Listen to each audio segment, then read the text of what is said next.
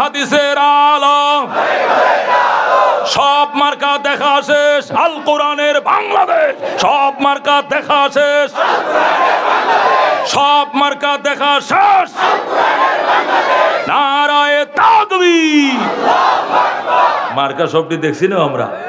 লাঙ্গল দেখছি 2 বার, দান দেখছি 2.5 বার, নৌকা দেখছি 3.5 বার। কতক্ষণ ঠিক কিনা? যেই মামু হেই খালু, কতক্ষণ ঠিক কিনা? কেউ সে মাশাল্লাহ কেউ কম না, একটু বেশ কম তো আছেই, কতক্ষণ ঠিক কিনা? যে যেমনে বেশ কম করবে, কেউ দেশে থেকে জেল কাটছে, কেউ দেশ থেকে পলায়া জেলে ঢুকছে, কতক্ষণ ঠিক কিনা? কেউ বারাবাত খায়া যাইতে পারে না, রান্না বড়া ভাত যুবকরা খায় আর ফেসবুকে স্ট্যাটাস দেখো খুব স্বাদ হয়েছে, খুব টেস্ট হয়েছে, কতক্ষণ ঠিক কিনা? ওলামায়ে কেরামকে রমজানের দিকে সেহরি খাইতে দাও নাই, মামুল হককে ইফতার খাইতে দাও নাই, ওলামায়ে কেরাম হাঁটুর উপরে কাপড় উঠায় নাই, তাদের অন্ডকোষে কারেন্টের শর্ট দিয়েছো। এই জন্য কিছু তো খেল খোদা দেখাবেই, কতক্ষণ ঠিক কিনা? ওই আমাদের মা বোন ইজ্জত নষ্ট করেছো গাজায়, তোমরা আগুন দিয়ে বোমা দিয়ে ফুরিয়েছো।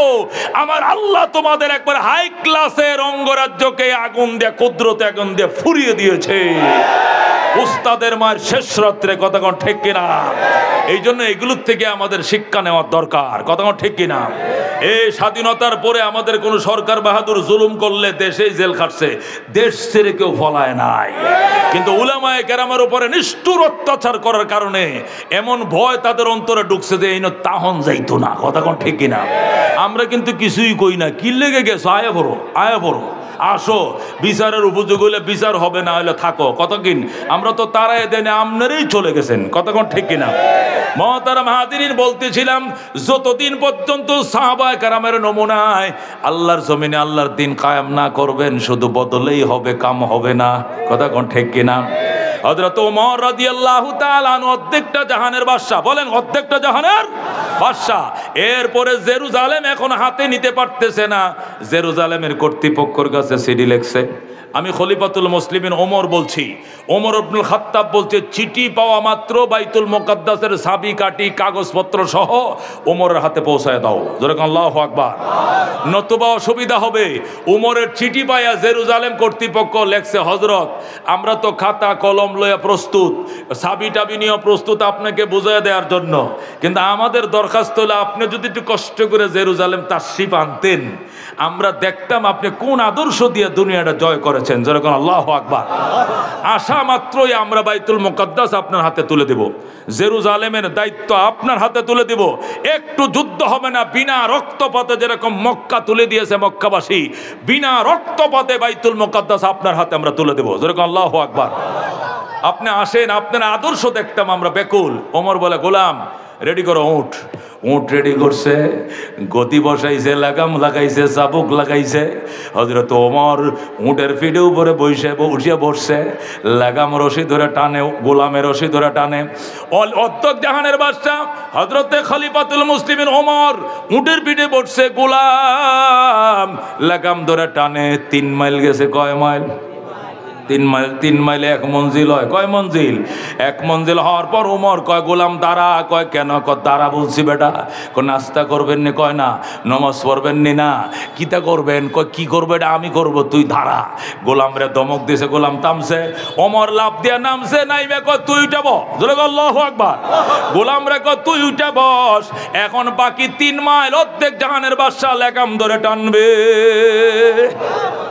গোলাম কো আমি পারবো না স্যার, আপনি লাগাম ধরে টানবেন, আমি গোলামের ফুট, গোলাম উডের ফিটে বৈশা থাকবে, এটা কি করে সম্ভব? কয় বেটা তোরা যেটা কইছে এটা কর। ওট কল্লা কাটালাম, ডরে যায় উঠছে, উঠে গো লা ইলাহা ইল্লা আনতা সুবহানাকা ইন্নী কুনতু মিনাজ জালিমিন। উমরে কই তুই মুসিবতের কালমা পড়ছ কি লাগা? তোর উপরে কোন বিপদ হইছে? কো বিপদ তো আর কিছু না, আসমান ভরে নাকি ঠাডা ভরে, ভয় লাগতাছে। কেন? অর্ধেক জাহানের বাদশা লাগাম ধরে টানে, আর আমি গোলামের ফুট, গোলাম উডের উপরে বসে রয়েছে, ঠাডা ভরবো ঠাডা, এই জন্য দোয়া ইউনুস পড়তাছি। ওমর ডাক দেখো, চোপ বেটা, তোর কবরে তুই যাবি, আমার কবরে আমি যাবো, জোরে কোন আল্লাহু আকবার। মৌতের জবাবদিহিতার কারণে রে গোলাম, পরকালের জবাবদিহিতা ওমরকে নরম বানাইছে।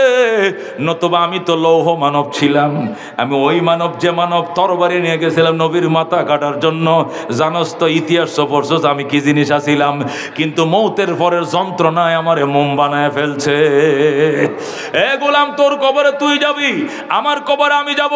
হাসরের ময়দানে আল্লাহ যদি জিজ্ঞাসা করে, ওমর অর্ধেক জাহানের বাদশা তো আমি বানাইছিলাম, তোর যে রক্ত মাংস দিয়ে বানাইছিলাম, গোলাম রে তো একই রক্ত মাংস দিয়ে বানাইছিলাম, কিন্তু সারা রাস্তায় গোলাম রে দিয়ে উঠটা নাইছস, আর তুই একা বৈশা ছিলে, এই গোলামটার কি শান্তির দরকার ছিল না? তখন আমি আর কোনো জবাব দিতে পারবো না। দোস্ত, একে বলে মরণের ভয়। কতক্ষণ ঠিক কি না? ও দোস্ত, এটাকে বলে মরণের। হযরত ওসমানে গনি রাদিয়াল্লাহু তাআলা আনহু কবরের পাশ দিয়ে গেলে কবর কয় আমার পায়ের নিচ দিয়ে অবশ হয়ে যেত, আমি আর হাঁটতে পারতাম না, বসে যাইতেন। কেন? আল কবর ইম্মা রাউযাতুম মির রিয়াজিল জান্নাহ আও হুফরাতুম মিন হুফারিন নার। কবর হয়তো জান্নাতের টুকরা হবে অথবা জাহান্নামের গাড়া হবে। যদিও ওসমানের জন্য জাহান্নামের গাড়া হইয়া যায়, আমার কি উপায় হবে, কি জবাব দিব আল্লাহর দরবারে? এই জন্য উসমান কাঁদতো, আমাদের বুজুর্গরাতে এইগুলো খয়ে খয়ে কাঁদতো। হযরতে ফজলুল করিম রাহমাতুল্লাহ আলাইহির মুখে শুনছি, ফজলুল করিম পীর সাহেব চরমানে রহমতুল্লাহ মুখে শুনছি, আমার আব্বা জানকে ফুসমাসে শীতে ভাই না, বাবারে ভাই না, নদীর ঘাটে গেলাম। আমরা তো নদীতে গোসল করি, ওযু করি, নদীর ঘাটেও নাই, বাথরুমেও নাই, মসজিদেও নাই, কুতুবখানাও নাই। বাবা কই গেল? সবাই বের হয়ে গেছি টস নিয়ে, শীতের দিন। হঠাৎ করে দিকে ওই বাসুবের তোলে নিম গাছের পাশে একটা বাঙ্গা ফিরের মধ্যে বইসে কাঁদতেছে, আমার প্রাণ পাখি রে, আমার কালো ময়না রে, একদিন তো যাইবার ময়না উড়িয়া, একদিন তো যাইবার ময়না ছাড়িয়া। ছেলে মেয়েরা পাশে বসে কান্দিবে পাগলের বেশে, পড়বে তারা আল্লাহর কোরআন খুলিয়া। আল্লাহর ওলি কাঁদতেছে, মুড়িদান্ডা সব গেছে। আব্বা যান, আপনি এই ঠান্ডার মধ্যে, পৌষ মাসের শীত কুয়াশার মধ্যে একা একা কবরে বসে কান্দেন, আপনার কি ভয় লাগে না? আল্লাহর ডাক দেখা বাজান, কবরের উপরে যদি ভয় লাগে, ডাক দিলেই তো মানুষ দৌড়ায় আসবে ভয় দূর করার জন্য, কিন্তু কবরের ভিতরে কেমনে থাকবা, সেখানে ডাক দিলে কেউ আসবে না। আল্লাহর ওলি ডাক দিয়া কয়, বাবা আমার নিস না, আমি একটু কাইদা লই। আল্লাহ বলছে, কান্দো বেশি, হাসো কম, কবরের কথা মরণের কথা বেশা বেশি স্মরণ করো।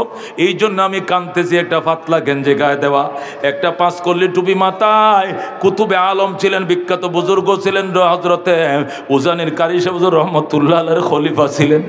এই পৌষ মাসের শীতের মধ্যে উদাম গায়, এমন ঘাম দিছে, শরীরটা মর ঘাম দিয়ে দিছে। আল্লাহু আকবার। ফজলুল করিম রহমতুল্লাহ আলাইহি বলেন, আব্বাজানকে কুলি নেই, আবার পিছলায় পড়ে যায়, কুলি নেই পিছলায় পড়ে যায়। আর আমার ডাক দেখো, ফজলুল করিম আমার তুই নিস না। আমি বলছি, আব্বা আপনার কি ভয় লাগে না? কি এর ভয় বেটা? কবরের আযাব মানুষ যদি দেখি তো, কবরের আযাব মানুষ যদি দেখি তো, গরবারি সারিয়ায় জংলায় তাকি তো, গরবারি সারিয়ায় জংলায় তাকি তো। যেরকম আল্লাহু আকবার। এরপরে বাবা বারবার পিছলে পড়ে যা, আবার কুলে নেই। এইভাবে আমি জোর করে নিলাম, নিয়ে কুতুবখানার মধ্যে রাখছি। বাবা হাউ মাউ করে কান্দে, আমার আনলে কেন? আমার কানতে দিলি না কেন? আমার মনের ভাব বাইর করতে দিলি না কেন রে? কেন কেন? আল্লাহর ওলি কানতেছে, বুক বসাইতেছে। আল্লাহু আকবার। আমরা প্রায় ভয় পেয়ে গেলাম। আল্লাহর ওলি সেই কুতুবখানার মধ্যে বসে বসে কানতেছে। আল্লাহু আকবার। এমন কান কান্না বাচ্চাদের মতো এমন কাঁদতেছে, বাচ্চারা চকলেটের জন্য যেরকম চোখের পানিতে বুক ভাসায় এইভাবে কাঁদতেছে রে বাজান। কবরের ভয় জবতেই তার ভয় ছাড়া যতই নেতৃত্ব দেও কার চেয়ে বেশি খাবে, কার চেয়ে বেশি মনের জাল মিটাবে, প্রতিযোগিতাই হবে, জনগণের ভাগ্যের পরিবর্তন ঘটবে না। কথা কোন ঠিক কিনা? এ দুস্থ উমরে ফারুকের শাসনের মতো শাসন দেখার জন্য সব মার্কা দেখা শেষ। আল কোরআনের বাংলাদেশের স্লোগানে কারা কারা একমত হাত বাড়ান। লিল্লাহি তাকবীর, লিল্লাহি তাকবীর। আল কোরআনের আলম, আল হাদিসের আলম, সব মার্কা দেখা শেষ। আল কোরআনের বাংলাদেশ, নারায়ে তাকবীর। মহতারাম হাজির, আমার কাছে আর আধা ঘন্টা সময় আছে, একটু আলোচনা করবেন ইনশাআল্লাহ। সাহাবায়ে কেরামের শান নিয়ে আলোচনা করতেছিলাম, আমি আবার আগের জায়গায়